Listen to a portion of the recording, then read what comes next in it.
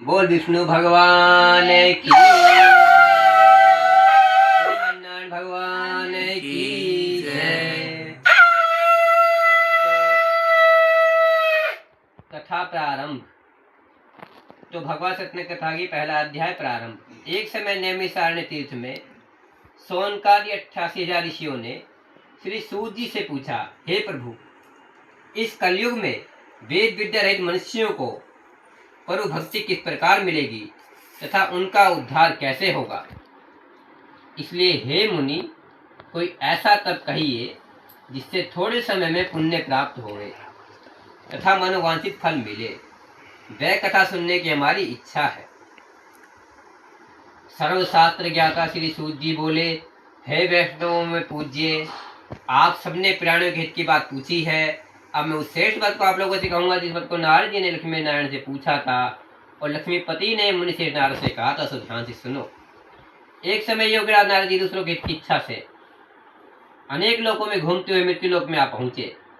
यहाँ अनेक योनियों में जन्मे प्राय सभी मनुष्यों को अपने कर्मों के द्वारा अनेकों दुखों से पीड़ित देखकर सोचा कि इस यत्न के करने से नित्य प्राणियों के दुखों का निर्गुण स्वरूप सृष्टि के आदि भूत ये भक्तों को दुखों को नष्ट करने वाले हो, आपको नमस्कार है।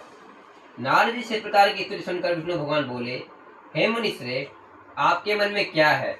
आपका किस काम के लिए आगमन हुआ है? निसंकोच कहो। तब नारद मुनि बोले, मृत्यु लोक में सब मनुष्य जो अनेक योनियों में पैदा हुए हैं अपने अपने कर्मों के द्वारा अनेकों प्रकार से दुखी हो रहे हैं। हे नाथ, मुझ पर दया रखते हो तो बतलाइए कि उन मनुष्यों के सब दुख थोड़े से ही प्रयत्न से कैसे दूर हो सकते हैं। श्री भगवान जी बोले, हे नारद, मनुष्य की भलाई के लिए तुमने बहुत अच्छी बात पूछी है। जिस काम के करने से मनुष्य मोह से छूट जाता है वह मैं कहता हूँ।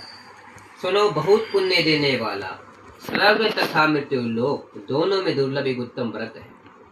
आज मैं प्रेम वश होकर तुमसे कहता हूँ, सत्यनारायण का ये व्रत अच्छी तरह विधि पूर्वक करके मनुष्य आर्य पर्यंत यहाँ से भोग कर मरने पर मोक्ष को प्राप्त होता है।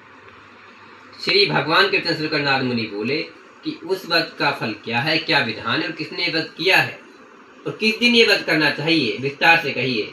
भगवान बोले, दुख शोक आदि को दूर करने वाला, धन्य धान्य को बढ़ाने वाला,